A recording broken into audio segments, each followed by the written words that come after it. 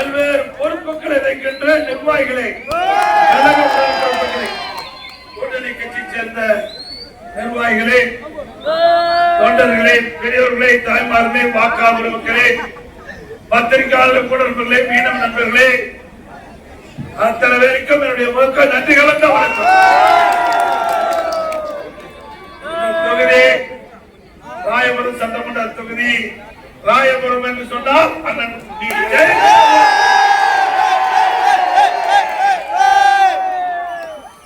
இந்த தொகுதியில அவருடைய பாதம் படாத இடமே இல்லை.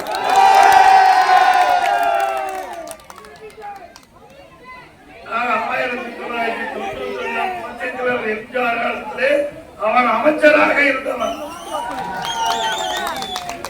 அன்றையிலிருந்து இன்று வரை அனைத்து இந்திய அண்ணா திராவிட முன்னேற்ற கழகம் என்ற மாபெரும் இயக்கத்திற்கு உழைத்துக் கொண்டிருக்கின்ற முறைமாறி. அப்படி மக்களுக்காக உழைக்கின்றவர், கூப்பிட்ட குரலுக்கு ஓடோடி வந்து உதவி செய்யக்கூடியவர், நல்ல குணமடைத்தவர், எப்பொழுதுமே சிரித்த முகத்தோடு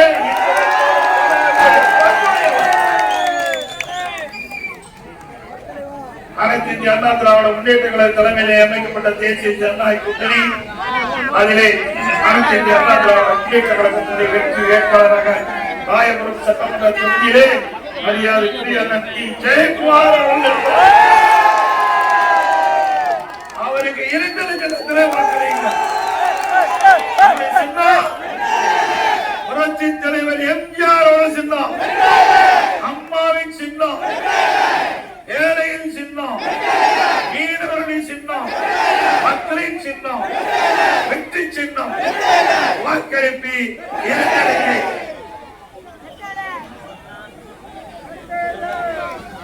இளைஞர்களை பாத்தீங்கன்னா கருணாநிதி குடும்பமே கிளம்பிட்டு ஒரு பக்கம் தாயும் பேசிட்டு இருக்கார், மறுபக்கம் உதயநிதி பேசிட்டு இருக்கார், இன்னொரு பக்கம் கனிமொழி பேசிட்டு இருக்கார். அப்ப ஒட்டுமொத்த குடும்பமா தேர்தல் இறங்கி இருக்கு. நான் ஏன் சொல்றேன், ஒவ்வொரு கூட்டத்திலையும் குடும்ப ஆட்சி தேவையா, அரசியல் தேவையா? ஏங்க அந்த கட்சியில எத்தனை பேர் இருக்கிறாங்க, அந்த குடும்பத்தை தவிர்த்து வேற எவராலும் உள்ள நுழைய முடியுமா? அப்படியே இந்த தேர்தல் பிரச்சாரத்தில் கூட திரு கருணாநிதி குடும்பத்தை சேர்ந்தவர்கள்தான் முன்னிலைப்படுத்துறாங்க, வேற யாரும் கிடையாது. அதனாலதான் இந்த தேர்தல் வாரிசு அரசியலுக்கும் குடும்ப ஆட்சிக்கும் முற்றுப்புள்ளி வைக்கின்ற தேர்தல் இந்த சட்டமன்ற தேர்தல். முற்றுப்புள்ளி வைப்பீங்களா? அது மட்டுமல்ல, இன்றைக்கு கனிமொழி அம்மா நிறைய பேசிக்கிறாங்க. இந்த அம்மா ஓரங்கட்டி வச்சிருக்கும் போதே இந்த குதி குதிக்கிறாங்க. ஓட வச்சிருந்தா எப்படி? திருமதி கனிமொழி அம்மா அவர்களே, உங்களை நல்லா வேலை வாங்கிட்டு இருக்காங்க. ஏற்கனவே உடன் பிறந்த சகோதரர் யாருன்னு உங்களுக்கு தெரியும், மதுரை இருக்கின்ற அழகிரிக்கு ஏற்கனவே ஆப்பிச்சிட்டார். அவர் இருந்தா உடைச்சல் என்று அவர் அப்பொழுது ஓரம் கட்டுப்பட்டு விட்டார். ஏதோ தப்பித்தவரை கனிமொழி அவர்கள் இப்பொழுது கட்சியில ஒட்டிட்டு இருக்கிறாங்க. அவரை பயன்படுத்தி என்ன விமர்சனம் செஞ்சிட்டு இருக்கிறாங்க. திரு கனிமொழி அவர்களே, உங்க தாத்தா உங்க அப்பாவையே நாங்க பார்த்துட்டோம். உங்களை வந்து சமாளிக்கிறது ஒரு பெரிய பிரச்சனை இல்லை. அவர் அந்த அம்மா சொல்றாங்க, பாவம் கண்டுபிடிச்சிட்டாங்க. எடப்பாடி பழனிசாமி தேர்தல் சொன்னா ஆளுநரா போவானு. திருமதி கனிமொழி அவர்களே, இதையெல்லாம் நீங்க சொல்லிக் கொடுத்து பேசுறீங்க, எங்களுக்கு நல்லா தெரியும். அது வேற விஷயம். எப்பொழுது சொல்லுகிறேன், அனைத்து இந்திய அண்ணா திராவிட முன்னேற்ற கழகம் கொண்டாட போல இந்த கட்சி உயிரோட்டமுள்ள கட்சி. இன்றைக்கு புரட்சி தலைவர் எம்ஜிஆர் மறைவுக்கு பிறகு அம்மா கட்டி காத்தாங்க. அதுக்கு பிறகு தொண்டரால் கட்டி காய்க்கின்ற கட்சி அதிமுக கட்சி. எவராலையும் அதிமுக விலைக்கு வாங்க முடியாது. சில பிடிஎம் இருந்தாங்க, அவர் தானா துணை தெரியப்பட்டது. நீங்க என்னென்னமோ ஆயத்தெல்லாம் பயன்படுத்தி பார்த்தீங்க. அதிமுக உடைக்க வழக்கு போட்டு இந்த கட்சிக்கு எந்தெந்த அளவுக்கு அவப்பெயர் உண்டாக்கணுமோ அதெல்லாம் உண்டாக்கி பார்த்தீங்க. அதெல்லாம் எங்களுடைய தொண்டர்கள், நிர்வாகிகள், பொதுமக்களோடு தூளாக்கப்பட்டது. அப்புறம் எப்ப பார்த்தாலும் காலில் விழுவுறீங்க. நாட்டுல அதே முக்கியம். நாட்டுல உங்களுக்கு எதுக்காக முதல் மந்திரி கொடுத்தாங்க? நீ என்ன செஞ்சு சொல்லு. அதை விட்டுட்டு கீரன் மாதிரி எடப்பாடி பழனிசாமி காலம் பதவி கிடைச்சது, பொறுப்பு கிடைச்சது, ஆசீர்வாதம் வாங்கினேன். இதுல என்னங்க தப்பு? நம்ம ஆசீர்வாதம் வந்து நம்முடைய பண்பு தானே, அவருடைய பண்பு தானே. அந்த பண்புள்ள குடும்பத்தில் இருந்தா இதெல்லாம் தெரியும். எதுவுமே தெரியாத ஒரு 2 போய் என்னதான் பேசி பிரயோஜனம்? என்ன தெரியும் எங்களுடைய அதிமுக ஆட்சியில? இது தவறு சொல்லு, பதில் சொல்ல தயார். சொல்ல முடியாது, இருந்தாலும் சொல்ல முடியும். அதிமுக ஆட்சி ஒரு நல்ல ஆட்சி, பொற்கால ஆட்சி என்று மக்கள் பாராட்டு பெற்ற அரசு அதிமுக அரசாங்கம். அப்படி அம்மா காலில் விழுந்து தப்போம். எங்களை எல்லாம் ஆளாக்கணும். புரட்சி தலைவர் எம்ஜிஆர், புரட்சி தலைவர் அம்மா எங்களுக்கு ஆளாக்கிய இத்தனை பேர் இருக்கிறோம். நம்ம எல்லாம் யார் ஆளாக்குறது? புரட்சி தலைவர் எம்ஜிஆர் அம்மா தானே. அவர்களுடைய காலையில் விழுந்து ஆசீர்வாதம் என்ன தவறு உண்டா? ஏன்னா உனக்கு செல்வ செழிப்புல வாழ்ந்தவர். இப்ப தாத்தா திமுக தலைவர், இப்ப தாத்தா முதலமைச்சர், இப்ப அப்பா முதலமைச்சர், திமுக தலைவர். உனக்கு நல்ல வசதி வாய்ப்பு இருக்குது, அதை பத்தி நான் கவலை இல்லை. நான் இப்படி கீழே நின்று தலைவருடைய பேச்சை கேட்டு வந்த அந்த வழி என்ன என்பது எனக்கு தெரியும். உனக்கு தெரிய வாய்ப்பு இல்லை. செல்வ செழிப்பில் வாழ்ந்த திமிர்ல பேசிட்டு இருக்கிறீங்க, ஆணவத்துல பேசிட்டு இருக்கிறீங்க. இந்த ஆணவம் இருக்கக்கூடாதப்பா தம்பி. பொன்மனச்சம்பல் புரட்சி தலைவர் எம்ஜிஆர் திரைப்படத்துல அழகா பேசுவா. பதவி வருகின்ற பொழுது பதவி வர வேண்டும் தோணா, அது எங்க இடத்துல இருக்குது. அதனாலதான் நாட்டு மக்கள் எங்க பக்கம் இருக்கிறாங்க. நாட்டு மக்கள் எங்களுக்கு செல்வாக்கு கொடுத்துட்டு இருக்கிறாங்க. உங்களுக்கு அது இல்லாதனாலதான் இன்னைக்கு ஊரூரா போய் அப்பா மகன் அத்தை 3 பேரும் ஒப்பாடி வச்சுட்டு இருக்கிறீங்க.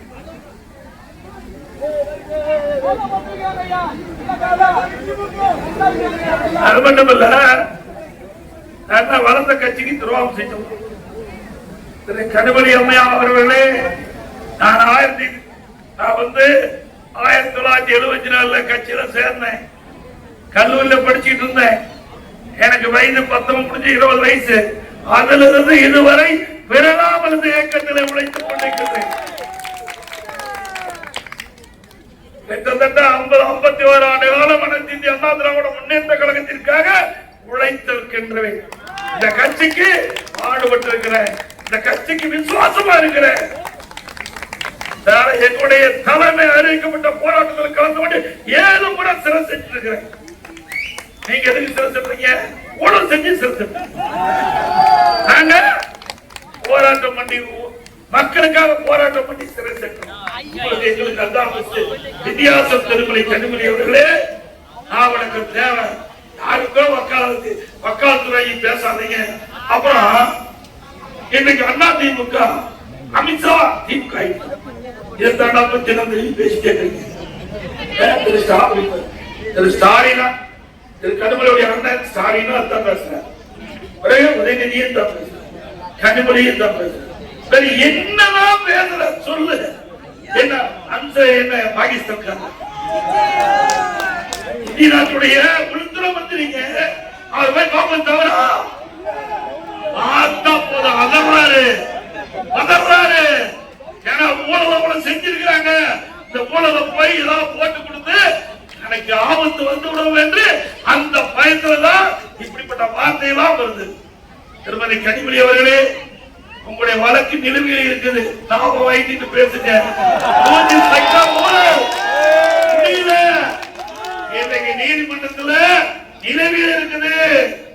அவர்களை நம்பி பேசி மீண்டும் திகாஜைக்கு போகிறாங்க.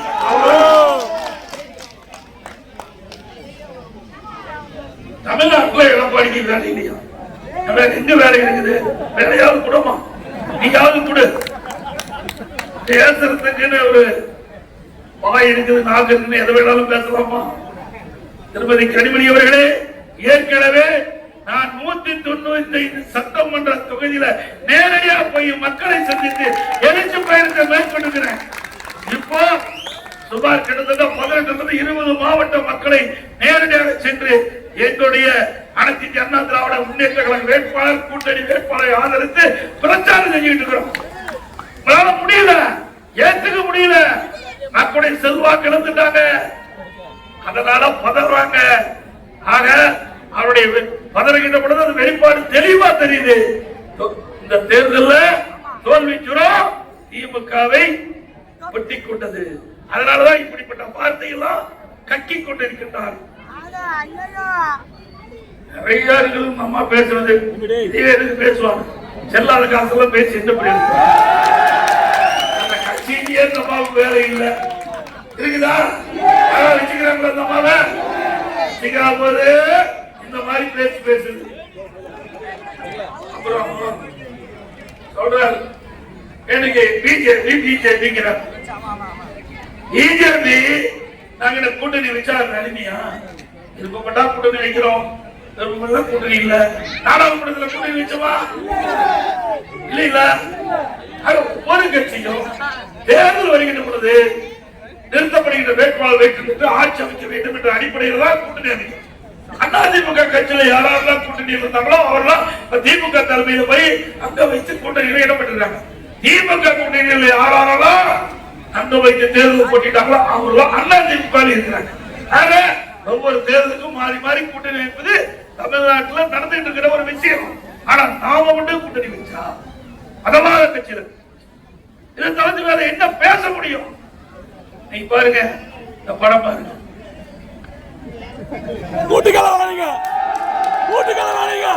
யாரோட கூட்டணி வச்சிருக்காங்க?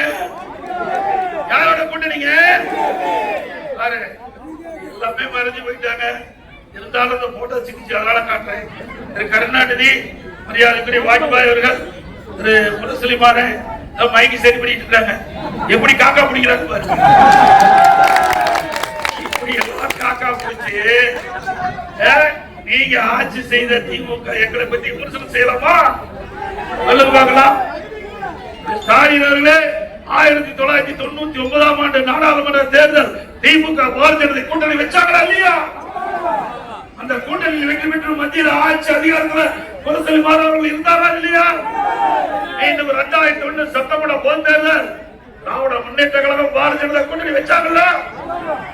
அப்பெல்லாம் மதவாத கட்சி தெரியாது. ஸ்டாலின் அவர்களே, அரசியல் நாடகம் தமிழகத்தில் எடுபடாது. மக்கள் விழிப்போடு இருக்கிறாங்க. நீங்க எத்தனை பொய்களை மாற்றி மாற்றி பேசினாலும் உண்மையாகாது. சிந்திச்சு பாருங்க.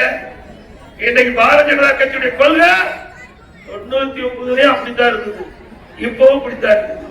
தலைவர் வேணா மாறி இருப்பாங்க, அதனுடைய பிரதமர் மாறி இருப்பாங்க அந்த கட்சியில, ஆனா கொள்கை அப்படியாதான் இருக்குது. உண்மைதானே? ஆக நாம் கூட்டணி வச்சா வேண்டுமென்றே திட்டமிட்டு மதவாத கட்சி என்று பிரச்சாரம் செய்து அவதூறு பிரச்சாரம் செய்து சிறுபான்மை மக்களை ஏமாற்றி வாக்களை பெறுவதற்காக ஸ்டாலின் நடத்துகிற நாடம். தயவு செய்து அதுபோது சிறுபான்மை மக்கள், இஸ்லாமிய மக்கள், கிறிஸ்துவ மக்கள் எண்ணி பார்க்க வேண்டும்.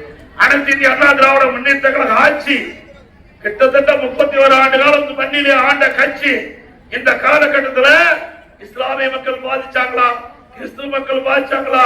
சிறுபான்மை மக்கள் தமிழகத்தில் பாதிச்சாங்களா? கண்ணை இமையாப்பதை போல காத்த அரசாங்கம் அண்ணா திமுக அரசாங்கம். திமுக உங்களுக்கு என்ன பாதுகாப்பு கொடுத்தாங்க? இன்னைக்கு திருநெல்வேலியில ஒரு ஓய்வு பெற்ற புதுவை காவல் ஆய்வாளர் அவர் ஒரு பிரச்சனை சம்பந்தமா வலைதளத்தில் ஒரு பேட்டி கொடுக்கிறார். முதலமைச்சர் கொடுக்கிறார். எனக்கு உயிருக்கு ஆபத்து, எந்த நேரத்திலும் என்னை கொலை செய்து விடுவார்கள், எனக்கு பாதுகாப்பு வேண்டும் என்று வலைதளத்தில் பகிரங்கமா அரசாங்கத்துக்கு செய்தி சொல்றார். அதுக்கு முன்பு அங்க இருக்கின்ற காவல்துறை அதிகாரியிடத்தில் புகார் கொடுக்கிறார். ஒரு முறை இருமுறம் இல்ல 3 முறை சம்பந்தப்பட்ட காவல்துறை அதிகாரியிடத்துல திருநெல்வேலி மாநகரத்தில் கொடுக்கிறார். நடவடிக்கை எடுக்கல. அடுத்த நாள் காலையில தொழுகை முடிந்து வீதியிலே சென்று கொண்டிருந்த போது அவருடைய எதிரிகள் அவரை வெட்டி சாய்த்து கொலை செய்தார்கள். இப்படிப்பட்ட அரசாங்கம் உங்களை காப்பாற்ற போதா? சிறுபான்மை மக்களை இந்த அரசாங்கம் காப்பாற்றுமா? அவர் ஏற்கனவே அரசாங்கத்திடம் கோரிக்கை வைத்து விட்டார். முதலமைச்சர் என்னை காப்பாற்ற வேண்டும் என்று ஒரு நாளைக்கு முன்பாகவே வலைதளத்தில் செய்தி வெளியிட்டார். உளவுத்துறையின் மூலமாக அதை தெரிந்து நடவடிக்கை எடுக்கப்பட்டிருந்தால் அங்கு இருக்கின்ற காவல்துறை தக்க நடவடிக்கை எடுக்கப்பட்டிருந்தால் அவர் உயிரை காப்பாற்றிருக்கலாம். அப்படி சிறுபான்மை மக்களை காப்பாற்ற அரசாங்கம் சிறுபான்மை மக்களை ஆதரிக்க வேண்டுமா? சிந்திங்க, ஒரு கணம் சிந்திச்சு பாருங்க. அண்ணா திமுக அப்படி அல்ல, சட்டத்தின் ஆட்சி நடைபெற்றது.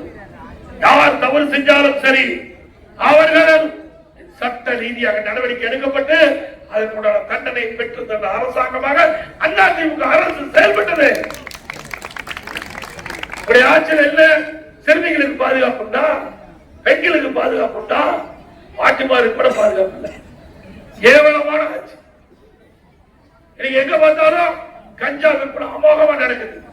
இந்த கஞ்சாவை பயன்படுத்த இளைஞர்கள் மாணவர்கள் சீரழியக்கூடிய நிலை தமிழகத்தில் அதிகரிச்சு விட்டது. இதை பலமுறை சட்டமன்றத்தில் முதலமைச்சருடைய கவனத்துக்கு நடவடிக்கை எடுக்கல. அறிக்கையின் வாயிலாக வெளியிட்டு ஊடகத்தின் வாயிலாக வெளியிட்டு நடவடிக்கை எடுக்கல. ஏன்னா இந்த கஞ்சா விற்பனைக்கு துணை நிற்பது பெரும்பாலும் திமுக நிர்வாகிகள். கஞ்சாவை ஒழிக்க முடியும். திமுக ஆட்சிக்கு வரைக்கும் கஞ்சா ஒழிக்கவே முடியாது, போதைப் பொருள் ஒழிக்கவே முடியாது. நம்முடைய குழந்தை செல்வங்கள் நம் கண் முன்னே அழிகின்ற சீரழியக்கூடிய நிலத்தை ஆட்சியில பார்க்க முடியும்.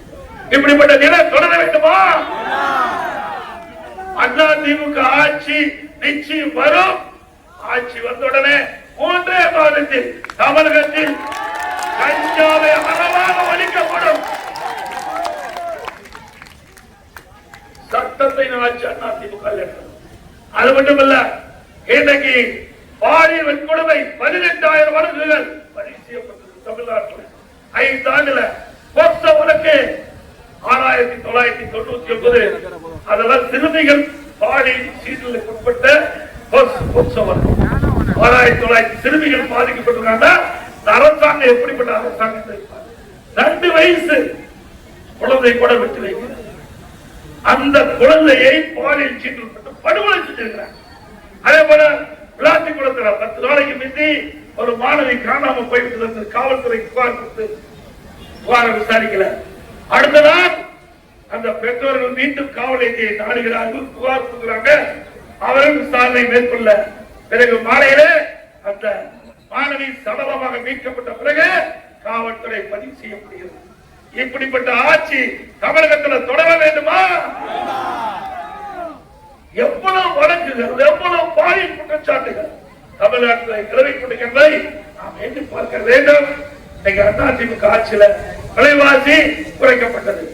இன்றைக்கு தமிழகம் அண்ணா திமுக ஆட்சி இருக்கின்ற வரை அரிசி விலை உயரல.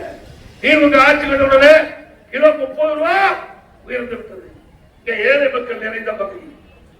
அன்றாட வேலைக்கு சென்றால்தான் அவர் வீட்டிலே அடுப்பு எரியும் என்ற அடித்தட்டிலே வாழ்கின்ற மக்கள் படுகின்ற துன்பத்தை இந்த அரசாங்கம் கவனித்ததா? நடவடிக்கை எடுத்தாங்களா? கிடையாது. ஏழை மக்களை பற்றி சிந்திப்பதற்கு இந்த முதலமைச்சருக்கும் நேரம் இல்ல, துணை முதலமைச்சருக்கு நேரம் இல்ல. சிந்திக்க வேண்டும். அது மட்டும் இல்ல, இன்றைக்கு பருவல 40 ரூபாய் கிலோ என்ன கடை 60 ரூபாய். இப்படி உணவுப் பொருள் விலை உயர்ந்துட்டு இருக்குது. ஆனா திமுக ஆட்சியில குறைப்பதற்கு எந்த நடவடிக்கை எடுக்கல. இதே அண்ணா திமுக ஆட்சி இருந்த காலகட்டத்தில் நான் முதலமைச்சர் இருந்த பொழுது இப்படி உணவுப் பொருள் விலை தமிழ்நாட்டில் உயர்கின்ற பொழுது அதை கட்டுப்படுத்துவதற்கு கட்டுப்பாட்டு நிதியம் என்ற 100 கோடி ஒதுக்கி எந்த உணவுப் பொருள் தமிழகத்தில் விலை ஏறுகிறதோ அந்த உணவுப் பொருள் எந்த மாநிலத்தில் விலை குறைவாக கிடைக்கின்றதோ அந்த மாநிலத்துக்கு சென்று நம்முடைய கூட்டுறவுத்துறை அதிகாரிகள் அந்த உணவுப் பொருள் வாங்கிட்டு வந்து தமிழ்நாட்டில் விற்பனை செஞ்சு விலை உயர்வை தடுத்த அரசாங்கம் அதிமுக இயக்கம் தோற்றுவித்த பொன்மனச்சம்பல் புரட்சி தலைவர் எம்ஜிஆர் ஏழைகளுக்காக தோற்றுவித்த இயக்கம். அதை கட்டி காத்தவர் புரட்சி தலைவர் அம்மா. ஆகவேதான் ஒவ்வொரு திட்டத்தையும் பார்த்து செயல்படுத்தி அந்த திட்டம் நேரடியா மக்களுக்கு போய் சேர வேண்டும். அதுதான் அதிமுக ஆட்சியுடைய லட்சியம். அதை நாம் இருக்கின்ற வரை நிறைவேற்றி காட்டும். அதோட என்னை கட்டுமான பொருட்கள் இல்ல, நம்ம வீடே கட்ட முடியாது. நல்ல கனவு வாங்கிட்டு பொழுது அழகா வீடு கட்டுற மாதிரி கனவு வாங்கிக்கலாம், கனவு காணலாம். நிஜத்துல வீடே கட்ட முடியாது. கட்ட முடியுமா? ஒரு மட்டும் சிமெண்ட் அதிமுக ஆட்சியில் 240. அதே போல இன்றைக்கு ஒரு யூனிட் எம்சன் 3000 ரூபாய்க்கு விற்றது, 6000 ரூபாய்க்கு விற்கிறது. ஒரு யூனிட் ஜல்லி 2000 ரூபாய்க்கு விற்றது அதிமுக ஆட்சியில் 5500 ரூபாய்க்கு விற்கிறது. ஒரு டன் கம்பி 40,000 ரூபாய்க்கு அதிமுக ஆட்சி 67,000 ரூபாய்க்கு விற்கிறது. ஒரு செங்கல் அதிமுக ஆட்சியில 7 ரூபாய் 8 ரூபாய்க்கு விற்கிறது. இப்ப 12 ரூபாய் 13 ரூபாய்க்கு விற்கிறது. மரம் 200% ஏறி போச்சு. வீடு கட்ட முடியுமா? இவ்வளவு விலை உயர்ந்திருக்குது. அப்போ 2021 சட்டமன்ற பொது தேர்தலில் திராவிட முன்னேற்ற கழக தேர்தல் அறிக்கையில குறிப்பிட்டிருக்காங்க. இப்படி கட்டுமான பொருட்கள் விலை ஏறிய பொழுது அத்தியாவசிய பட்டியலில் சேர்க்கப்பட்டு அதை குறைப்பதற்கு நடவடிக்கை எடுக்கப்படும் என்று ஸ்டாலின் தேர்தல் அறிக்கையில் வெளியிட்டீங்க. அதன்படி கடந்த 2 வருஷத்துக்கு முந்தைய சட்டமன்றத்தில் சம்பந்தப்பட்ட துறை அமைச்சர்கிட்ட நீங்க தேர்தல் அறிக்கையில இத்தனாவது தேர்தல் அறிக்கை நம்பரை சொல்லி நீங்க குறிப்பிட்டிருக்கிறீங்க. கட்டுமான பொருட்கள் விலை ஏறிய பொழுது அத்தியாவசிய பட்டியலில் சேர்க்கப்பட்ட விலை குறைக்கப்படும் என்று நீங்கள் தெரிவித்ததை ஏன் நடவடிக்கை எடுக்கணும்னு சொன்னா இதுவரைக்கும் எடுக்கிறேன். சிந்திச்சு பாரு. அது மட்டும் இல்ல, திராவிட முன்னேற்ற கழகம் ஆட்சிக்கு வருவதற்கு முன்பு 2021 சட்டமன்ற பொது தேர்தல் போது 525 அறிவிப்பு வெளியிட்டாங்க. அதுல 4 ஒரு பங்கு அறிவிப்போட முழுமையா நிறைவேற்றல. முக்கியமான அறிவிப்பு, நம்முடைய இளைஞர்கள் மாணவர்கள் வங்கியில் வாங்கிய கடன் ரத்து பண்ணாங்களா? கேஸ் சிலிண்டருக்கு மாதத்திற்கு 100 ரூபாய் மானியம் கொடுத்தாங்களா? பெட்ரோல் டீசல் குறைக்கிறாங்களா? குறைச்சாங்களா? டீசல் ரத்து பண்ணாங்களா? அதோட மேல போய் மக்களை நம்புற மாதிரி இருக்கிற உதயநிதி அவர்கள் என்ன சொன்னாரு? நீட்டு விலக்கு பெறுவது ரகசியம் சொன்னாரா? போன தேர்தல் சொல்லி இந்த தேர்தல் வரைக்கும் ரகசியத்தை காப்பாற்றவே இல்லை. தங்கமலை ரகசியம் மாதிரி ஒரு ரகசியத்தை காப்பாற்றி. ஆனா போன கூட்டத்தொடர்ல முதலமைச்சர் ரகசியத்தை போட்டு உடைச்சிட்டார். சட்டமன்றத்தில் நீட்டுக்கு விலக்கு பெற முடியாது. உச்ச நீதிமன்ற தீர்ப்பின் அடிப்படையில் அந்த பெயர் நாங்களும் சொன்னோம். உச்ச நீதிமன்ற தீர்ப்பு கொடுத்த காரணத்துல நாங்க நீட்டுக்கு விலக்கு பெற முடியும் நாங்களும் அந்த சொன்னோம். ஆனா பொய்ய பொருந்துற மாதிரி மக்களிடத்துல சொல்லி திருப்பி பொய்ய சொல்லி நாட்டு மக்களை நம்ப வைத்து, இளைஞர்களை நம்ப வைத்து, பெற்றோர்களை நம்ப வைத்து வாக்களை பெற்று ஆட்சி கொண்டவர்கள் அப்படி அந்தர்பல்டி அடிச்சு நீட்டுக்கு விலக்கு பெற முடியாது என்று அறிவிப்பு வெளியிட்டார். கிராமத்துல சொல்லுவாங்க, பொய்ய பொருந்துற மாதிரி சொன்னா நெய்ய திருன்னு முடிக்கணும். பொய்ய பொருந்துற மாதிரி சொன்னா நெய்யுங்கிறது உண்மை, அப்படி திருன்னு முடிக்குமா? அப்படி அப்பா மகனும் மாத்தி சொல்லி மக்களை நம்ப வச்சு வாக்குகளை பெற்று ஆட்சிக்கு வந்து அப்படியே ரகசியம் சொல்லி ரகசியத்தை போட்டு உடைச்சு இன்னைக்கு நீட்டுக்கு விதிவிலக்கு பெற முடியாது சொல்லியாச்சு. சிந்திச்சு இன்னொன்னு சொல்றாரு. எப்ப பார்த்தாலும் அவர் சொல்லுவது நான் யார் தெரியுமா அப்படின்னு சொல்வார். நான் யார் தெரியும்? நான் முத்துவேலை கருணாநிதியுடைய மகன் ஸ்டாலின். யாரையா இல்லைங்கிறான்? எல்லாரும் யாரா இல்லைங்கிறமா? அவர் ஏன் சந்தேகம்? அப்புறம் அப்படி சொன்னாதான் ஸ்டாலின் யாருக்கு தெரியும்? அப்பா பேர சொல்லி அதுக்கு பேர ஸ்டாலின் யாரு சொன்னாதான் ஸ்டாலின் யாரு என்று தமிழ்நாட்டு மக்களுக்கு தெரியுது. அப்படிப்பட்ட முதலமைச்சர் எங்களை பற்றி விமர்சனம் செய்ததுக்கு தகுதி இருக்குதா? ஒரு கிராமத்துல பிறந்து விவசாயம் பிறந்து கிளை செயலாளர் இருந்து ஒன்றிய பொறுப்பு, மாவட்ட பொறுப்பு, மாநில பொறுப்பு, எம்எல்ஏ, எம்பி, மந்திரி, முதலமைச்சர் பொதுச் செயலாளர் இப்படி வந்திருந்தா அவருடைய பதவியுடைய அருமை தெரியும். நீ செல்வம் செழிப்புல அப்பா முதலமைச்சர், அப்பா திமுக தலைவர், நீங்களும் 89 எம்எல்ஏ, நானும் 89 எம்எல்ஏ. நான் வந்த வழி வேற, நீங்க வந்த வழி வேற. நாங்கள் கடினப்பட்டு உழைத்து மக்களுடைய செல்வாக்கை பெற்று எங்களுடைய தலைவருடைய ஆட்சி பெற்று நாங்க எம்எல்ஏ ஆனோம். நீங்க அப்படி எம்எல்ஏவே ஆகல. அப்பாவுடைய செல்வாக்குல நீங்க எம்எல்ஏ ஆனீங்க. அதனாலதான் அப்பாவை மறக்காத, எப்ப பார்த்தாலும் எந்த கூட்டத்துல பார்த்தாலும் சொல்லுவது நான் யார் தெரியுமா, முத்துவேல் கருணாநிதியுடைய மகன் ஸ்டாலின் தொடர். அப்பா இருக்குங்காட்டிதான் நீங்க ஆனீங்க. இன்னைக்கு கருணாநிதி குடும்பத்துல திரு ஸ்டாலினோ திரு உதயநிதி ஸ்டாலின் பிறக்கலைனா கவுன்சில் ஆக முடியுமா? கவுன்சில் கூட ஆக முடியாது. கருணாநிதி குடும்பத்துல பிறந்த காரணத்தினால்தான் உங்களுக்கு இந்த அடையாளங்களுக்கு ஸ்டாலின் அவர்களே உடைய உழைப்புக்கு கிடைத்த அங்கீகாரம் இல்ல. உண்மையா? நம்மை போல கீழே இருந்து உழைத்து மேல வந்தாரா? எதுவுமே செய்யாத, எந்த உழைப்புமே கொடுக்காத முதலமைச்சர் ஆனீங்க, துணை முதலமைச்சர் ஆனீங்க. இப்ப எங்களை பத்தி விமர்சனம் செஞ்சா நாங்க ஒரு வார்த்தை நீங்க வெளிப்படுத்தினா 10 வார்த்தை நாங்க சொல்ல தயாரா இருக்கோம். ஸ்டாலின் அவர்களே உங்களுடைய தகுதிக்கு தகுந்த மாதிரி பேசுங்க. உதயநிதி அவர்களே தகுதிக்கு தகுந்த மாதிரி பேசுனா நாங்களும் தகுதிக்கு தகுந்த மாதிரி பேசுவோம். 51 ஆண்டு அரசியல் வாழ்க்கையில நான் யாரை குற்றம் சொல்லி பேசல. என்ன பேச வச்சீங்க, நான் பேசணும். அதே போல திரு ஸ்டாலின் அவர்கள் முதலமைச்சர் சொன்னார், சென்னை மாநகரம் முழுவதும் தண்ணீரை தத்தளித்துக் கொண்டிருக்கிறது எதிர்க்கட்சி சொன்னார். நாங்கள் ஆட்சிக்கு வந்த ஒரு சொட்டு தண்ணீர் கூட நம்முடைய சென்னை மாநகர வீதியிலே தேங்காத அப்படியே இருக்குது. இதுக்கு நாம கொண்டாந்த திட்டம் விரலாம் கொண்டாடல. நம்முடைய இதய புரட்சி தலைவர் அம்மா இருக்கின்ற பொழுது சென்னை மாநகரத்தின் வீதிகளில் தண்ணீர் தேங்கக்கூடாது என்பதற்காக மழைநீர் வடிகால் வாரி மழைநீர் வடிகால் செய்து கொடுப்பதற்காக சுமார் 2400 கிலோமீட்டர் நீளமுள்ள வடிகால் கால்வாய் அமைப்பதற்காக இன்னைக்கு உலக வங்கி, ஜெர்மன் வங்கியில கடன் வாங்கி நாம 4 திட்டமா பிரிச்சோம். பேஸ் 1, பேஸ் 2, பேஸ் 3, பேஸ் 4 நாலா பிரிச்சு 2 திட்டம் நம்முடைய ஆட்சியிலே நிறைவேற்றப்பட்டது. சுமார் 1240 கிலோமீட்டர் நீளமுள்ள வடிகால் செய்து கொடுத்தது அதிமுக ஆட்சி. அதுக்கு பிறகு ஆட்சி வந்தது. நிதி தயாரா இருக்குது. டெண்டர் விட்டு பணி செய்யும். கமிஷனுக்காக காத்திருந்து ஒருத்தர் கமிஷனர் வட்டம், மாவட்டம், எம்எல்ஏ, மந்திரி இப்படின்னு மாத்தி மாத்தி பணி செய்ய விடாமையே காலம் நடத்தினாங்க. அப்போ ஸ்டாலின் அவர்களும் அப்படி சக அமைச்சர்களும் ஒரு அம்மா மேயர் இருப்பாங்க, மேயர் மாதிரியே இருக்கிறாங்க. நல்லவைங்க இருக்கட்டும், நல்லா இருக்குது.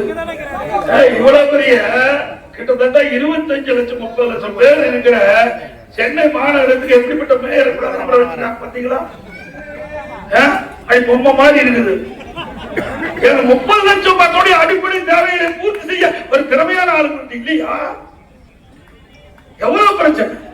30 லட்சம் மக்கள் வசிக்கிற பகுதி, லோட் பாப்புலேஷன். அப்பப்போ வெளியிலிருந்து வந்துட்டு போறவங்க பல லட்சம் பேர். அப்படி இருக்கின்ற தமிழ்நாட்டுடைய தலைநகர் சென்னை, அப்படிப்பட்ட இடத்திற்கு ஒரு தகுதியான திறமையான ஒரு மேயர் வந்தா இந்த மக்களுக்கு தேவையான அடிப்படை தேவைகள் கிடைக்கும். ஆனா திமுக அதெல்லாம் பார்க்கல. பொம்மையை வந்து அமர வச்சுட்டு அவர்களை பயன்படுத்தி இவர்கள் இதான் நடக்குது. அந்தமா பேசுறாங்க. 98% முடிச்சாச்சு. இனிமேல் மழை பெய்ஞ்சா ஒரு சொட்டு தண்ணி கூட தேங்க. அப்புறம் இன்னொரு மந்திரி இருக்காரு, மக்கள் நல்வாழ்வுத்துறை அமைச்சர். அவர் யார்? அந்த சார். அவர் வந்து சொல்றாரு 20 சென்டிமீட்டர் மழை பெய்ஞ்சா கூட ஒரு சொட்டு தண்ணி தேங்காது. 2 வருஷத்துக்கு சொன்னார். முதலமைச்சர் சொல்றார் 98% பணிமுறை நிறைவு பெற்றது. இனிமேல் சென்னை மாநகரத்தில் தண்ணி தேங்காது. கொண்டு வந்த திட்டம் நாங்க. அந்த திட்டத்தை கொண்டாந்தது அதிமுக. ஆனா ஆட்சி மாற்ற பிறகு திமுக ஆட்சி வந்தாச்சு.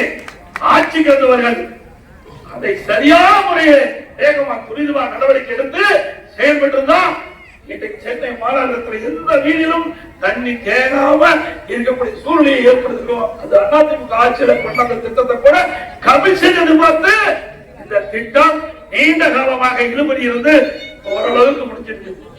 ஒரு பெண்மணி அந்த மழை காலத்துல நடந்து போறாங்க வீதியில. அப்ப அந்த அம்மா சொல்றாங்க, ஸ்டாலின் தான் வந்தாரு, நீச்சல் அடிச்சிருக்காரு. ஸ்டாலின் தான் வந்தாரு.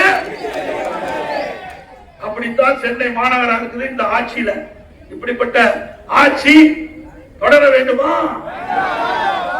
இன்னைக்கு மீண்டும் பொன்மனச்செம்மல் புரட்சித்துடைய ஆட்சி வரணும். இந்த ஆட்சியில மின் கட்டணம் கிட்டத்தட்ட 67% உயர்ந்தாச்சு. கடைக்கு பீக்க வரும் 2 மடங்கு கட்டணம் வசூல் பண்றாங்க. இந்த மாநகராட்சியில வீட்டு வரி 100% உயர்த்தாச்சு. ஆண்டுக்கு 6% உயர்த்தி 2 வருஷத்துல 12% உயர்வு. அதிமுக ஆட்சி இருந்ததை விட 110% வீட்டு வரி உயர்வு. கடைக்கு 150% உயர்வு. ஆண்டுக்கு 6% உயர்வு. குடி வரி உயர்வு. குப்பைக்கு வரி. அதோட மோசம் கழிப்பறை பராமரிக்கிறது.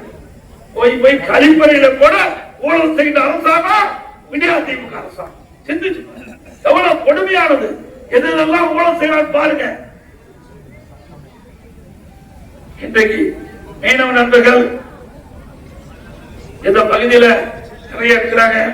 அவர்களுக்காக நிறைய திட்டங்களை நான் கொண்டாந்து நிறைவேற்றி கொடுத்திருக்கிறோம். மீன்பிடி தலைகாலத்தில்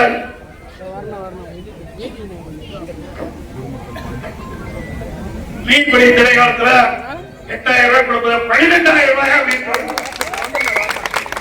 கடல்ல மீன் பிடிக்கின்ற போது ஏதாவது விபத்து ஏற்பட்டு உயிரிழந்தால் அந்த குடும்பத்திற்கு 25 லட்சம் ரூபாய் இந்த வாரம் வழங்க. அதோட கடலில் மீன்பிடி தொழில் ஈடுபடும்போது விபத்துக்குள்ளாகின்ற நோய் ஏற்படுகின்ற மற்றும் காணாமல் போகின்ற மீனவர்களை விரைந்து மிக்க செயற்கைக்கோள் இணைப்புடக்கூடிய கடல் ஆம்புலன்ஸ் வசதி ஏற்படுத்தப்படும். கடலில் பாதிப்புக்குள்ளாகக்கூடிய மீனவர்களை மீன்பிடி முறைகளிலும் மீட்பதற்கு மீனவர் மீட்பு மற்றும் இழுவைப்பட வசதி கொடுக்கப்படும். அதோட மீனவர்களுக்கு மாதம் மானியங்களை வழங்கப்படும் டீசல் 500 லிட்டராக வைக்கலாம். 65 வயதுக்கு மேற்பட்ட மீனவர்கள் அவர்களுக்கு ஓய்வூதியமாக மாதம் 2500 ரூபாய் வழங்கும். ஏழை மீனவர்களுக்கு அரசாங்கத்தின் சார்பாக அற்புதமான காங்கிரஸ் வீடு கட்டிக்கொடுக்கும். இஸ்லாமிய பொதுமக்கள் சிந்திக்க வேண்டும். அதிமுக ஆட்சியில் தான் நிறைய திட்டங்களை நிறைவேற்றிருக்கோம். அதிமுக கட்சியை பொறுத்த வரைக்கும் ஜாதிக்கும் மதத்திற்கும் அப்பாற்பட்ட கட்சி. மீண்டும் சொல்றேன், ஜாதிக்கும் மதத்திற்கும் அப்பாற்பட்ட கட்சி. கூட்டணி என்பது சூழ்நிலைக்கு ஏற்றவாறு அமைப்பது. கொள்கை என்பது நிலையானது. எங்கள் கொள்கை எங்களுடைய தலைவர் வகுத்த கொள்கையை நாங்கள் எப்பொழுது செயல்பட்டுக் கொண்டிருக்கிற கட்சி அதிமுக கட்சியை நேரத்தில் தெரிவித்து இஸ்லாமிய பெருமக்களுக்கு அனைத்து அண்ணா திராவிட முன்னேற்ற கழக ஆட்சி இருக்கின்ற போது பல்வேறு நன்மைகளை நாங்கள் செய்திருக்கிறோம். ஒரு சிலவற்றை நேரத்தில் விரும்புகிறேன். புரட்சித் தலைவி அம்மா அவர்கள் தமிழகத்துடைய முதலமைச்சர் இருந்த பொழுது 2001ஆம் ஆண்டு இஸ்லாமிய பெருமக்கள் அம்மாவை சந்தித்து கோரிக்கை வைத்தார்கள். அவருடைய கோரிக்கை ஏற்று புனித ரமலான் மாதத்துல பள்ளி வாசலுக்கு நோன்பு கஞ்சி தயாரிக்க அரிசி வழங்கப்பட்ட அரசாங்கம் அதிமுக. நாகூர் தர்கா சந்தனக்கூட திருவிழாவிற்கு தேவைப்படும் சந்தன கட்டளை முதலில் விலையில்லாமல் வழங்கிய அரசாங்கம் அதிமுக. 2018 வரை ஹஜ் புனித பயணம் மேற்கொள்ளும் இஸ்லாமிய பெருமக்களுக்கு மத்திய அரசு நிதியுதவி வழங்கிட்டு இருந்தது. திடீரென்று நிறுத்தப்பட்டு விட்டது. 2019ஆம் ஆண்டு என்னை இஸ்லாமிய பெருமக்கள் சந்தித்து அந்த ஹஜ் புனித பயணம் மேற்கொள்ள மானியம் வேண்டும் கேட்டாங்க. தொடர்ந்து வழங்கணும். 2021ஆம் ஆண்டு இஸ்லாமிய பெருமக்கள் சந்தித்து நீங்கள் ஒதுக்கப்படுகின்ற நிதி போதாது, உயர்த்தி வழங்க வேண்டும் என்று கேட்டார்கள். ஹஜ் புனித பயணம் மேற்கொள்வதற்கு 6 கோடி இருந்து 12 கோடி ரூபாயாக உயர்த்தி வழங்கிய அரசாங்கம் அதிமுக. ஹஜ் பயணிகள் சென்னையில் தங்கி செல்வதற்கு ஹஜ் செல்ல வேண்டும் என்று கேட்டாங்க. 15 கோடியில நிதி ஒதுக்கீடு செய்யப்பட்ட அரசு அதிமுக அரசு. 2016 ஹாஜிகளுக்கு மாதந்தோறும் 20,000 ரூபாய் மதிப்புதவி வழங்கும் திட்டத்தை கொண்டு வந்து அதிமுக. உலமாக்கல் மற்றும் முதலாளிக்கு ஓய்வூதிய பயிர்களின் எண்ணிக்கை உயர்த்த வேண்டும் என்று கோரிக்கை வச்சாங்க. 2004 முதல் 2006 உயர்த்தினோம். அவருக்கு வழங்கப்பட்ட ஓய்வூதியம் 750 3000 உயர்த்தி வழங்கணும். உலமாக்களுக்கு புதிய இருசக்கர வாகனம் வாங்குவதற்கு மானியம் கேட்டாங்க. 25,000 மானியம் கொடுத்தாங்க. ஆண்டு நிர்வாக மானியம் மற்றும் பள்ளி வாசல்கள் தற்காகள் பழுதுபார்த்தல் மற்றும் புனரமைப்பு பணிகளை மேற்பட நிதி கேட்டாங்க. அதையும் கொடுத்த அரசு அதிமுக அரசு. இஸ்லாமிய நேரடி நியமன முறையில் நிரப்பப்படாது பணியிடங்களுக்கு முன்கொடர் முறையை நீடிக்க அரசாணை வெளியிட்டது அதிமுக ஆட்சி. 2018ஆம் ஆண்டு நாகப்பட்டினத்தில் கனமழை புயல், அதனால நாகூர் தர்கா குளக்கரை சேதமடைந்தது. நான் நாகப்பட்டினத்திற்கு சென்ற போது அங்க இருக்கிற இஸ்லாமிய பெருமக்கள் அந்த குளக்கரையை நீங்கள் பார்வையிட வேண்டும் என்று கேட்டுக்கொண்டிருந்தீங்க. நான் நேரடியாக போய் அந்த நாகூர் தர்கா குளக்கரையை பார்வையிட்டு அந்த குளக்கரையை சரி செய்ய 4,25,00,000 ரூபாய் நிதி ஒதுக்கீடு செஞ்சு அதை சரி செய்த அரசாங்கம் அதிமுக அரசாங்கம். சிறுபான்மை பொருளாதார மேம்பாடுகளும் அமைத்தது அதிமுக அரசாங்கம். அதே போல 2002ஆம் ஆண்டு இந்திய ஜனாதிபதி தேர்தலில் டாக்டர் ஏபிஜே அப்துல் கலாமுக்கு வாக்களித்தது அனைத்து அண்ணா திராவிட முன்னேற்ற மற்றும் ராமநாதபுரம் மாவட்டத்தில் மரியாதைக்குரிய ஏபிஜே அப்துல் கலாம் அவருடைய பெயரிலே ஒரு கலை மற்றும் அறிவு கல்லூரியை துவக்குது அதிமுக அரசாங்கம். 2017ஆம் ஆண்டு ஹைதர் அலி மற்றும் திப்பு சுல்தான் அவருடைய வாழ்க்கை வரலாறு குறித்து மணிமண்டபம் திறக்கப்பட்டது அதிமுக ஆட்சி. கன்னியமிக்க காயிதே உள்ளவர்களுக்கு சென்னையில மணிமண்டபம் கொடுத்தது அதிமுக. எவ்வளவோ இஸ்லாமிய பெருமக்களுக்காக செய்த திட்டங்கள் என்பதை நாம் ஒவ்வொருவரும் உணர வேண்டும். அதிமுக பொறுத்தவரைக்கும் இந்த மண்ணிலே பிறந்தவர்கள் யாராக இருந்தாலும், எந்த வழக்கை சேர்ந்தவர்களாலும், எந்த ஜாதியை சேர்ந்தவர்களாலும் பாதிக்கப்பட்டால் அவர்களுக்கு முன்னிருந்து பாதுகாப்பு கொடுக்கக்கூடிய ஒரே கட்சி அதிமுக.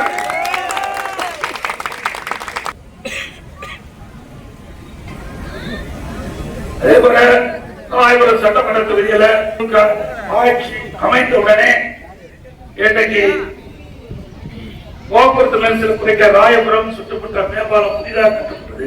மலை மேம்பாலம் அகலப்படுத்த புதுப்பிக்கப்பட்டது. ஸ்டாலின் மருத்துவமனை மற்றும் எம்சி சாலையில செல்லூரில் வசதிக்காக சுரங்க பாதை அமைக்கப்பட்டது. கோஜராஜ நகர் பகுதியில் அதிமுக காவலர் குடியிருப்புகள் மற்றும் ஏழை எளிய மக்களுக்கு மூலப்பத்தலம் எம்எஸ் நகர் கரிமேடு காலனி ஆகிய பகுதியில் அடுக்குமாடி குடிசைகள் அகற்றப்பட்டு பாதுகாப்பான வீடுகள் கட்டித் தரப்படும். அதே போல ராயபுரத்தில் புகழ்பெற்ற கோயில்களான முத்துமாரியம்மன் கோயில், சேனியம்மன், காமாட்சியம்மன் ஆகிய கோயில் நடைபெற்ற முந்தனி திருவிழாவிற்கு செல்லும் பக்தர்கள், மசூதி கிறிஸ்துவ தேவாலயங்களுக்கு செல்லும் பொதுமக்கள் இந்த ஸ்மார்ட் சிட்டி திட்டத்தில் திமுக ஆட்சியில் கொண்டு வந்திருக்காங்க. ராயபுரத்தில் ஸ்மார்ட் சிட்டி திமுக ஆட்சியில் கொண்டு வரப்பட்ட ஸ்மார்ட் சிட்டி திட்டம் ராயபுரம் சட்டமன்ற தொகுதியில் அந்த சாலை சரிவர உபயோகிக்க முடியாமல் மிகுந்த அவதிக்குள்ளாயிருக்காங்க இந்த மக்கள். கேசிஎஸ், பிஏகே, ஆறுமுக நாடார் மற்றும் பல பள்ளிகளும் இதே பகுதியில் இயங்கி வரும் வங்கிகளும் திருமண மண்டபங்கள் அதிகம் உள்ளது. இங்கே வரும் பள்ளி மாணவர்கள் தினசரி பணிகளுக்காக இங்கே வந்து செல்லும் அனைத்து தரும் மக்களும் இந்த சாலையை சரிவர உபயோகப்படுத்த முடியாத நிலை. எங்கும் சாலை நெருக்கடி உள்ளது. வாகனங்களில் பயணிக்க முடியாத அளவிற்கு குண்டு குழியுமாக உள்ளது. சாலை நடக்கும் போது ஏதோ மலையேற்றத்தில் செல்வதை போல ஆங்காங்கே தோண்டி வைக்கப்பட்ட சில இடங்களில் மண்மேடுகள் குவிக்கப்பட்டிருக்கிறது. இதனால இருசக்கர வாகனங்கள் விபத்துக்குள்ளாகிறது. இதற்கு மேலாக இங்கே பல வருடங்களாக இங்கே வரும் ஆர்எஸ்ஆர்எம் மற்றும் ஸ்டான்லி மருத்துவமனைக்கு செல்லும் வாகனங்கள் நோயாளிகள் உயிர் காக்க கொண்டு செல்லப்படும் ஆம்புலன்ஸ் செல்லக்கூடிய வழியோ வசதியோ இல்லை. ஒரு வாழ்விடம் என்பது சாலை வசதி, போக்குவரத்து நடைபயணம் மேற்கொள்ள அடிப்படை வசதி கூட இல்லை என்றால் அது எப்படி அங்கு வாழும் பலதரப்பு மக்களுக்கு பயனளிப்பாக இருக்கும் என்று இந்த கோரிக்கை மனு அண்ணன் பல லட்சக்கணக்கான பொதுமக்கள் வணிகர்கள் தினந்தோறும் வந்து செல்லும் திட்டம். 4000க்கும் மேற்பட்ட வியாபாரிகள், 50,000க்கும் மேற்பட்ட தொழிலாளர்கள் தங்கள் வாழ்வாதாரம் முற்றிலும் பாதித்து அழிவு நிலைக்கு உள்ள நிலையில் திமுக ஆட்சி கொண்டு வரப்பட்ட இந்த ஸ்மார்ட் சிட்டி திட்டம் வியாபாரிகளும் பொதுமக்களையும் கலந்து ஆலோசித்து இந்த திட்டம் தொடர வேண்டுமா இல்லையா என்பதை எங்களுடைய அதிமுக அரசாங்கத்துடன் கலந்து ஆலோசித்து முடிவெடுக்கப்படும் என்ற செய்தி தெரிவிக்கிறது.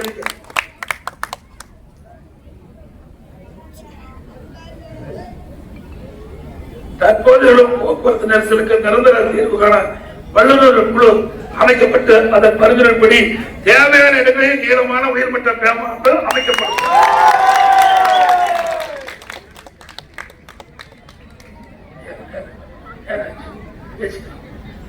அப்புறம் நீங்க வந்தவரை எல்லாம் செய்யுங்க. எல்லாமே நான் யார் செய்யணும் உங்களுக்குள்ள ஒரு பகுதி நான் விட்டு வச்சிருக்கேன். அதை வந்து நீங்க செஞ்சு மக்களுக்கு பெயர் வாங்க. அதே போல இன்னைக்கு வரி உயர்வு, விலைவாசி உயர்வு, இதனால் மக்கள் கடுமையா பாதிக்கப்பட்டுட்டாங்க. இதுல இருந்து மக்களை காக்க வேண்டும் என்ற அடிப்படையில் அதிமுக தேர்தல் அறிக்கையில மிக சிறப்பா நாங்க வெளியிட்டிருக்கிறோம். 297 அறிவிப்புகள் நாங்கள் வெளியிட்டிருக்கிறோம். அதுல முக்கியமான சில அறிவிப்புகள் நேரத்தில் மடுக்களை பகிர்ந்து கொள்வதிலே சரியாக இருக்கும் என்று கருதுகிறேன். ஒவ்வொரு குடும்ப அட்டைதாரருக்கும் 10,000 ரூபாய் சிறப்பு தொகை வங்கியிலே செலுத்தும். அனைத்து குடும்ப அட்டை இருக்கின்ற குடும்ப தலைவிக்கு வங்கி கணக்கிலே மாதந்தோறும் 2,000 ரூபாய் வழங்கும். எல்லா குடும்ப அட்டைதாரருக்கும் பிரிச்சு வழங்கப்படும். வேலைக்கு செல்லும் பெண்களுக்கு அம்மா இருசக்கர வாகனம் 5 லட்சம் பேருக்கு வழங்கப்படும். ஒவ்வொரு அம்மா இருசக்கர வாகனத்துக்கு 25,000 மானியம் வழங்கும். குடும்ப அட்டைதாரருக்கு ஆண்டுக்கு 3 கேஸ் சிலிண்டர் விலை இல்லாமல் வழங்கப்படும். ஒவ்வொரு ஆண்டும் தைப்பொங்கல் என்று பொங்கல் தொகுப்பிருக்கும், அதோட 1000 ரூபாய் வழங்கப்படும். ஒவ்வொரு ஆண்டு தீபாவளி என்று பெண்களுக்கு அற்புதமான பட்டு புடவை வழங்கப்படும். இப்ப நகர பேருந்துல பெண்கள் தான் கட்டணம் இல்லாம பயணம் பண்றாங்க. அதிமுக ஆட்சி அமைந்த உடனே ஆண்களும் நகர பேருந்துல கட்டணம் இல்லாமல் அதே போல படித்து பட்டம் பெற்ற இளைஞர்கள் அவர்கள் வேலை வாய்ப்பிலே பதிவு செய்யப்பட்டு பணி கிடைக்காம இருந்தால் மாதந்தோறும் 2,000 ரூபாய் உதவித்தொகை வழங்கப்படும். பிளஸ் வரை படிச்சிருந்தா 1000 ரூபாய் கொடுக்கப்படும். அதோட ஆட்டோ ஓட்டுநர்கள் அவருடைய சங்கத்தில் பதிவு செஞ்சு புதிய ஆட்டோ வாங்கினா 75,000 ரூபாய் மானியம் வழங்கும். சாலை ஓரமாக நடைபாதை ஓரமாக கடை வைத்திருக்கின்ற வியாபாரிகள் கூட்டுறவு சங்கத்தில் வாங்கிய கடன் தள்ளுபடி செய்யும். மீண்டும் வியாபாரம் செய்ய புதிய கடன் பெற வேண்டும் என்றால் கூட்டுறவு சங்கத்திலே 2 லட்சம் ரூபாய் முன்ஜாமீன் இல்லாம குறைந்த வட்டியில். அதேபோல இப்ப குடும்ப அட்டையில விலையில அரிசி கொடுக்கிறோம். அது ரேஷன் கடையில கொடுக்கிற அரிசி தரமான அரிசி இல்லை என்று புகார் வருது. அதிமுக ஆட்சி அமையும் அமைந்த உடனே எல்லா ரேஷன் கடையிலும் மளிகை கடையில கிடைக்கிற அரிசி மாதிரி தரமான அரிசி ஏழைகள் மகிழ்ச்சியோடு தரமான அரிசி நம்முடைய ரேஷன் கடையில விலை இல்லாம வழங்கப்படும். அதோட விலை இல்லாம பருப்பு வழங்கப்படும். ரேஷன் விலை இல்லாம சமையல் எண்ணெய் வழங்கப்படும். அம்மா இல்லம் திட்டம் ஏழைகள் ஜாதி பாகுபாடு கிடையாது, மத பாகுபாடு கிடையாது. ஏழை என்று இருந்தா வீடு இல்லாமல் இருக்கின்றவர்களுக்கு அற்புதமான காங்கிரஸ் அடுக்குமாறு வீடு கட்டி கொடுக்கும். பட்டியல மக்கள் ஆகியோட மக்கள் இந்த மக்களுக்கு அவருடைய குடும்பத்துல வயது திருமணமாகி தனி குடித்தனம் போகின்ற பொழுது வீடு இல்லாமல் தடுமாறுறாங்க. அப்படிப்பட்ட மக்களுக்கு அரசாங்கமே சொந்தமா நிலம் வாங்கி அற்புதமான காங்கிரஸ் வீடு கட்டி கொடுக்கும். முதியோர்களுக்கு வழங்கப்படுகின்ற ஓய்வூதியம் உயர்த்தி வழங்கப்படும். அதோட கட்டிட தொழிலாளர்கள் பணியில் இருக்கின்ற பொழுது தவறி விழுந்து உயிரிழந்தால் அவர்களுக்கு 25,000 ரூபாய் குடும்பத்திற்கு நிவாரணம் வழங்கப்படும். அதே போல மீன்பிடி தொழில் ஈடுபடுகின்ற பொழுது அவர்கள் உயிரிழக்க நேரிட்டால் அந்த குடும்பத்துக்கு 25 லட்சம் ரூபாய் நிவாரணம் வழங்கப்படும். பல திட்டம் உங்களுக்காக வழங்கப்படும் என்பதை இந்த நேரத்தில் தெரிவித்து அதிமுக தேர்தல் அறிக்கை பிரம்மாண்டமான தேர்தல் மக்கள் ஏற்றுக்கொள்ள முடிந்திருக்கிறார். ஸ்டாலின் சொல்றாரு அதிமுக திமுக காப்பீடு யாரு முதல்ல தேர்தல் அறிக்கை வெளியிட்டா? அதிமுக தேர்தல் அறிக்கை வெளியிட்டு 8 நாள் கழிச்சுதான் திமுக தேர்தல் அறிக்கை வெளியிட்டு. அப்ப யார் காப்பி அடிச்சிருப்பா? முதலமைச்சருக்கு கேட்கிற மாதிரி சத்தமா சொல்லுங்க. நம்முடைய அண்ணன் ஜெயக்குமார் அவர்கள்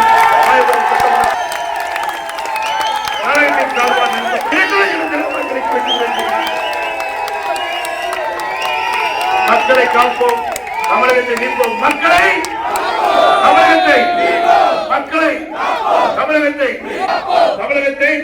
ஸ்டாலின் மாடல் அரசு, மாடல் அரசு.